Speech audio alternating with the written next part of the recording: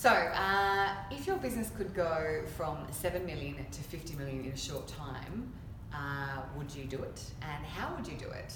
This morning, this man next to me, who are you again?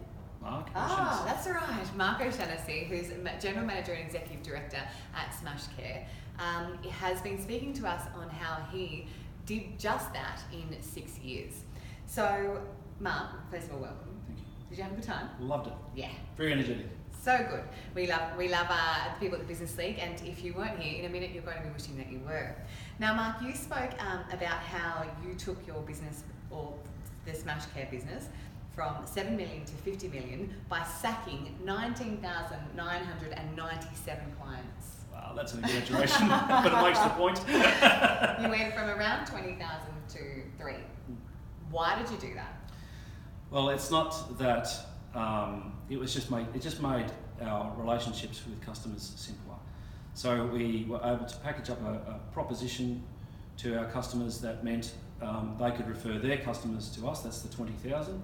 So no longer are we taking dollars and cents from 20,000 customers. We're taking dollars and cents from 3 customers, which just makes it simpler, easier to deal with. Also makes it simpler operationally for our production lines. And by doing that, we're able to make a better offering to the drivers of the vehicles, a better offering to our clients who pay the bills, but also make it simpler for the production floor.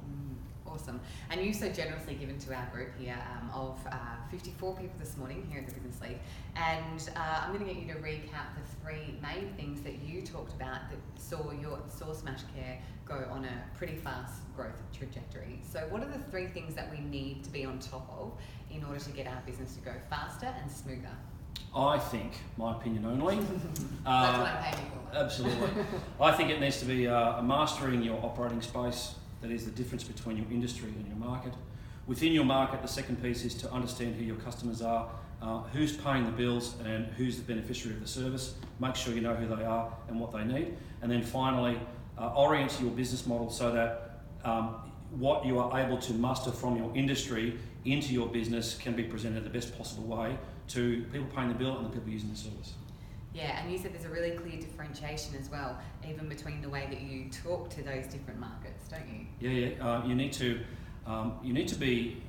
You can't be all things to all people. So be specifically what your customers need you to be. Deliver that with honesty and integrity, and then rely on those people referring your service to others, and that's how you expand your business.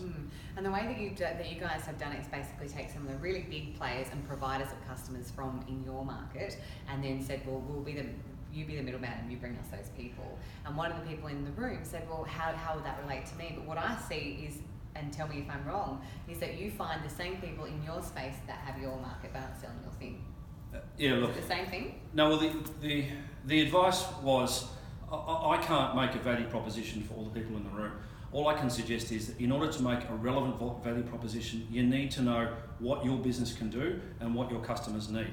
Once you understand that, then insight will present itself, and you'll be able to construct something that hasn't been done before to present to a market that has been there for a long time, and hopefully make a business out of that. Yeah. So the key message today: know intimately your space. Know intimately your operating space, Yep, know intimately your market and your customers, and know intimately your business and how it works. Perfect.